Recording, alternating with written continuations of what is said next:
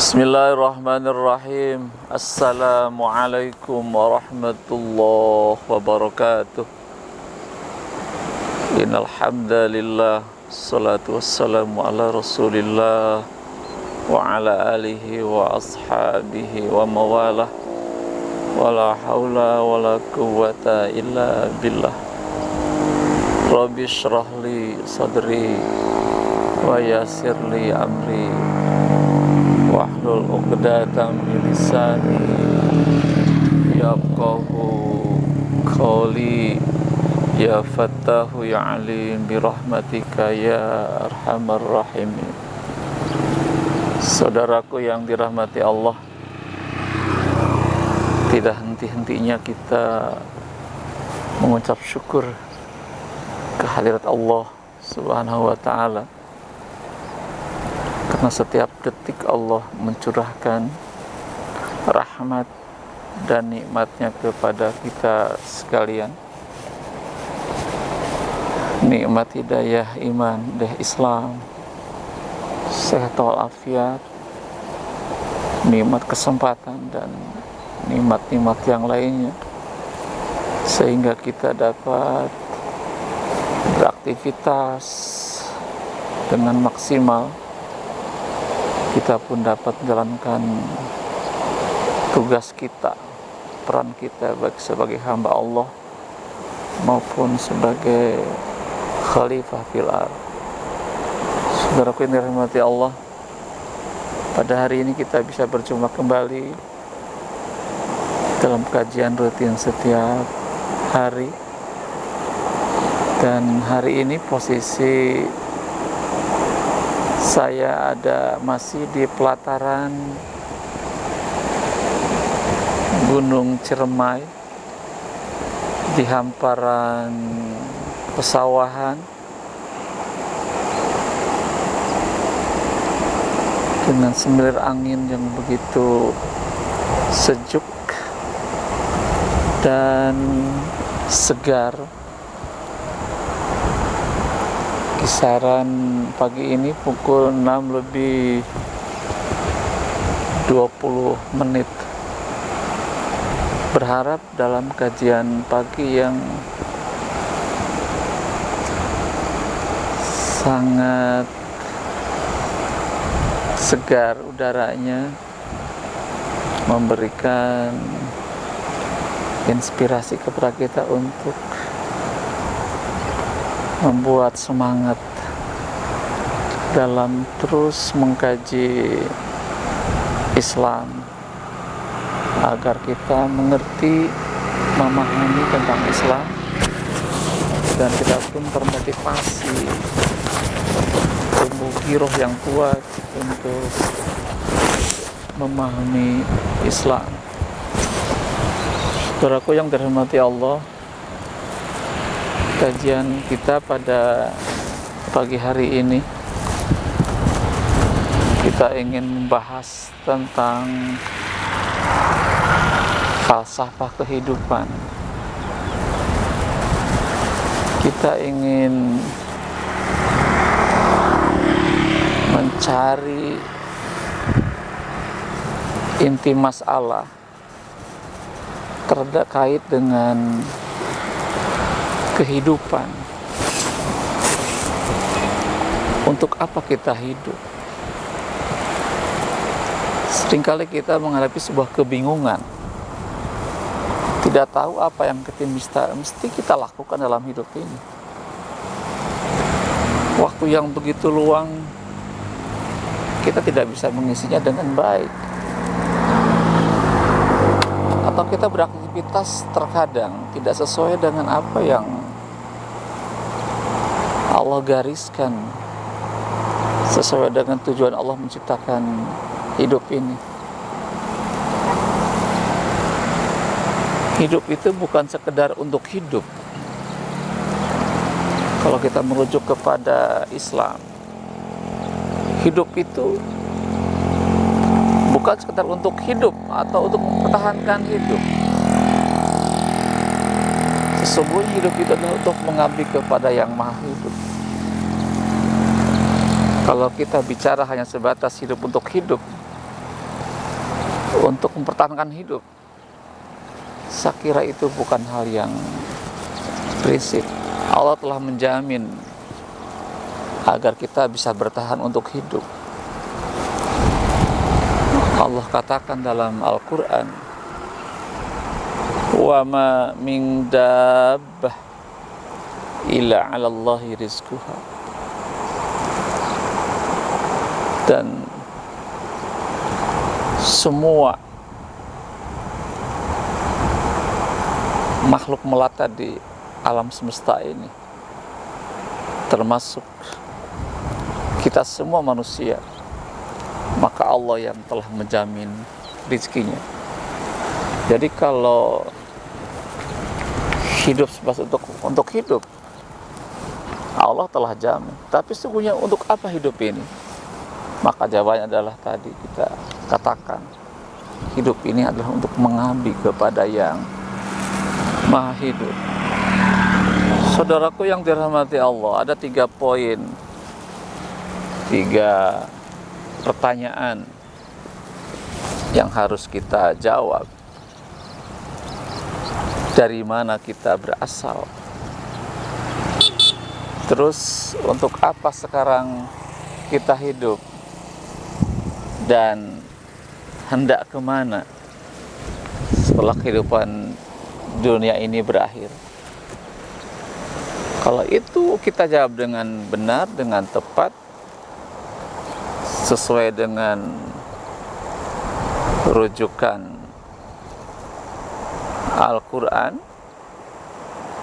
saya yakin hidup ini akan benar, sesuai dengan tujuan penciptaan hidup itu sendiri.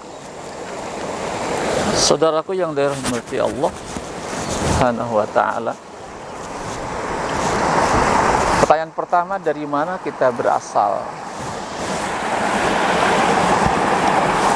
Ada orang yang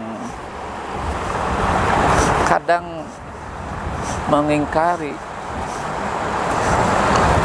tentang keberadaan Allah yang menghidupkan kita. Allah menegur kita dengan sebuah kenyataan di dalam Al-Quran surah Al-Baqarah ayat 29. Kaifa takfuruna billahi wa kuntum amwatan fahyakum tsumma yumitukum tsumma yuhyikum tsumma ilaihi turja'un. Kenapa kalian kufur, ingkar kepada Allah, padahal kamu itu dulunya mati, kemudian Allah hidupkan, kemudian kamu dimatikan, kemudian dihidupkan kembali. Hanya kepada Allah lah kamu akan dikembalikan. Jadi sesungguhnya hidup ini dari Allah. Dulu kita tidak ada, dulu kita mati, tidak ada, kemudian Allah hidupkan kita. Semua yang di alam ini adalah Allah yang mengadakan, Allah yang menghidupkan, termasuk kita semua manusia. Allah lah yang menciptakan kita, Allah yang menghidupkan kita. Ayat Quran banyak menyatakan Allah adalah yang menciptakan manusia. Di dalam Al-Quran surah At-Tin, Allah mengatakan, laqad khalaqnal insana fi ahsani taqwim. Sungguh dia Allah telah menciptakan manusia dalam bentuk yang sebaik-baik. Jadi sesungguhnya kita ada karena Allah yang menciptakan kita. Jadi jawabannya adalah bahwa kita itu berasal dari Allah. Inna lillah, sesungguhnya kami, kita semua itu berasal dari Allah. Allah ciptakan kita melalui proses yang cukup panjang dalam ibunda kita, kurang lebih 9 bulan masa prosesnya. Setelah itu baru dilahirkan ke dunia ini. Kemudian yang kedua, pertanyaannya, untuk apa Allah menghidupkan kita, melahirkan kita di dunia ini? Untuk apa? Kalau jawabannya benar, maka dipastikan hidup kita akan benar. Kalau kita rujuk kepada Al-Quran, untuk apa kita dihidupkan oleh Allah di dunia ini? Maka jawabannya dalam Quran surah Az-Zariyat 56, Allah katakan, wa ma khalaqtul jinna wal insa illa liya'budun. Tidaklah aku menciptakan jin dan manusia kecuali hanya untuk beribadah kepada Allah. Jadi untuk apa kita diciptakan? Maka jawabannya adalah kita diciptakan untuk beribadah, mengabdi kepada Allah, taat, tunduk, patuh kepada Allah. Apa yang Allah perintahkan kita harus melaksanakan, dan apa yang Allah larang kita berupaya meninggalkannya. Karena setiap perintah itu pasti baik bagi manusia, dan setiap larangan itu adalah pasti buruk bagi manusia. Maka kita harus meninggalkan. Jadi pada dasarnya hal yang prinsip, untuk apa kita hidup di dunia ini yang sementara ini, maka adalah hidup kita adalah untuk mengabdi kepada Allah. Penjabarannya di ayat lain Allah mengatakan di dalam surah Al-Bayyinah yang kelima, wa ma umiru illa liya'budullaha mukhlishina lahu dinahu hunafa wa yuqimus salata wa yutuz zakata wa dzalika dinul qayyimah. Dan tidaklah mereka diperintah kecuali untuk beribadah kepada Allah dengan ikhlas, dengan memurnikan ketaatan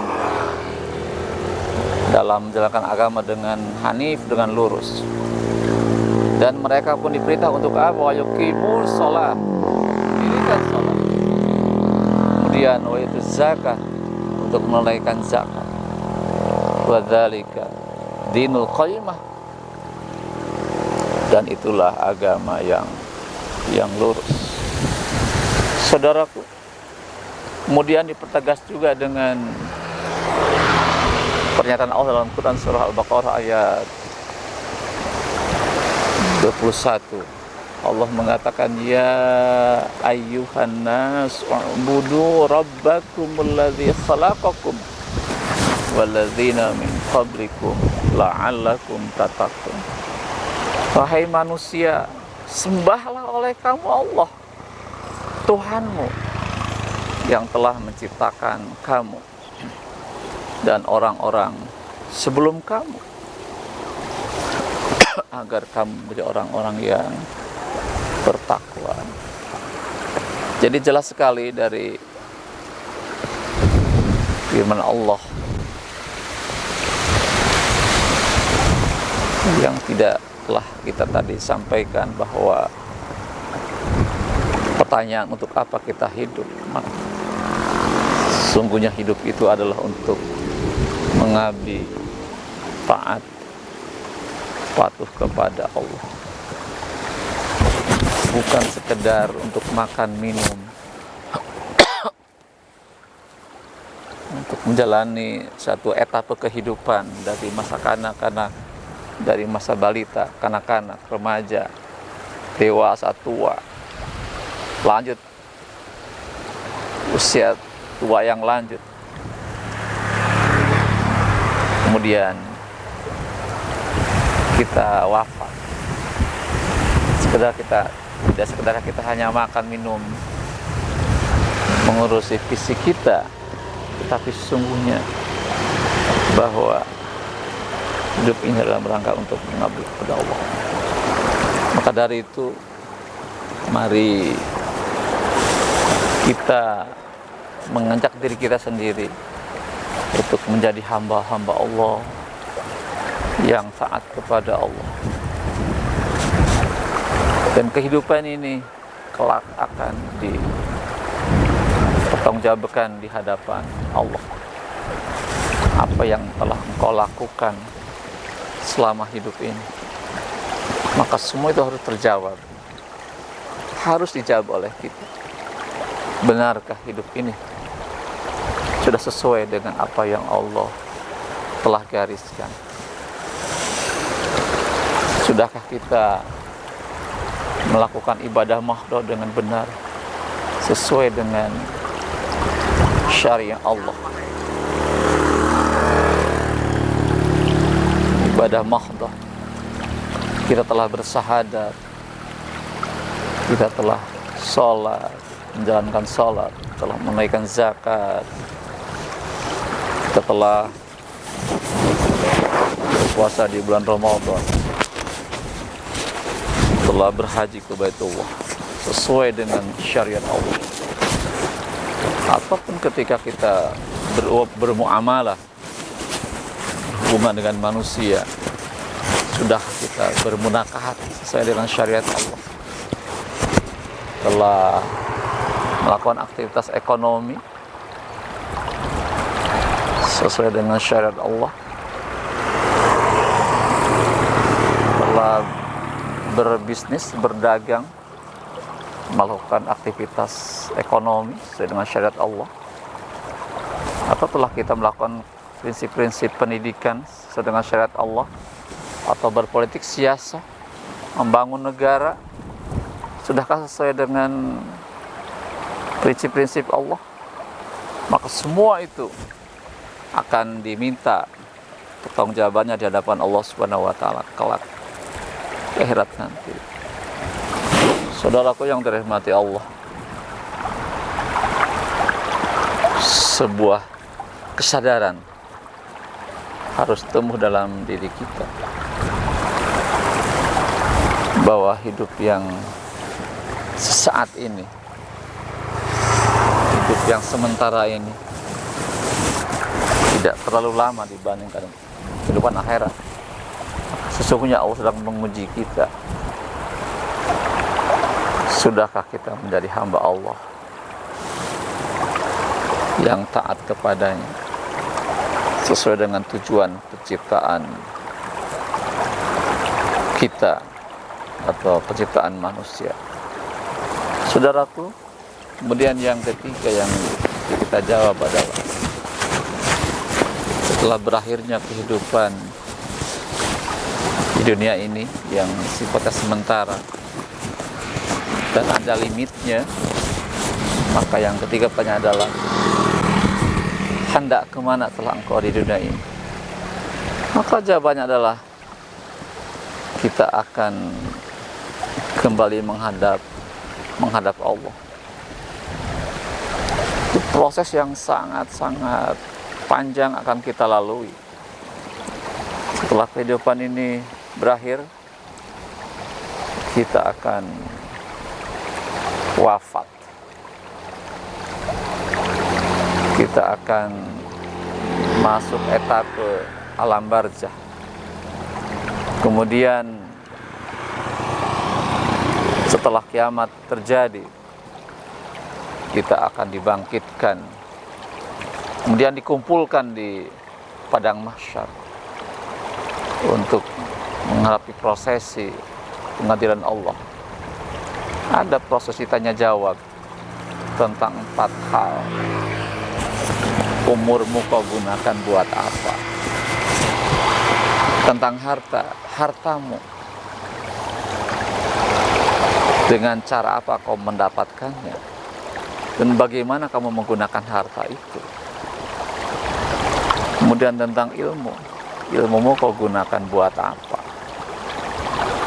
Kemudian tentang badan kita yang Allah berikan sebagai amanah. Lanjut, badanmu dipakai apa, digunakan buat apa. Itu semua harus terjawab oleh kita. Termasuk Allah akan menghisab ibadah kita. Dan ibadah yang akan disebut oleh Allah di hari kiamat adalah salat kita. Awalu ma yuhassabul abdu yaumal qiyamah as-shalah. Fa in saluhat saluha kulluhu wa in fasadat fasada kulluhu. Amal yang pertama dihisab dari seorang hamba di akhirat nanti adalah salat. Jika baik salatnya, maka baiklah seluruh amalnya. Dan jika buruk salatnya, rusak salatnya, maka rusaklah seluruh amalnya. Itu akan Allah hisab semua amal kita. Kemudian Allah mizan, Allah timbang. Allah timbang amal kita. Setelah ditimbang baru nanti ada yang namanya yaumul jaza, adalah hari pembalasan amal. Kalau amal kita baik atau banyak kebaikannya, berat kebaikannya, maka Allah balas dengan jannah. Kita termasuk ashabul jannah, penghuni surga. Tapi manakala amal buruk kita lebih banyak daripada amal kebaikan kita, maka balasannya adalah an-nar. Kita menjadi ashabun nar, penghuni neraka. Na'udzubillah min dzalik. Kita berharap kepada Allah, berharap dengan peluang yang Allah ciptakan, yang kita banyak melakukan amal soleh, sehingga kelak kita dihisab di mizan, maka amal kita, amal soleh kita lebih baik daripada keburukan kita. Saudaraku, hidup adalah peluang yang harus dimanfaatkan sebaik mungkin. Tidak ada revisi, tidak ada remedial setelah kita wafat menghadap Allah, tidak ada.